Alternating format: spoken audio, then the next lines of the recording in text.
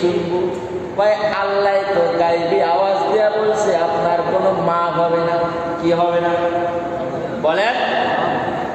আল্লাহ তো বলছে আপনার কোনো মা হবে না, আপনি কেন কাঁদেন? বলে চিন্তা করু, আমাদের সন্তান যদি একটা অন্যায় করত, অন্যায় করার পর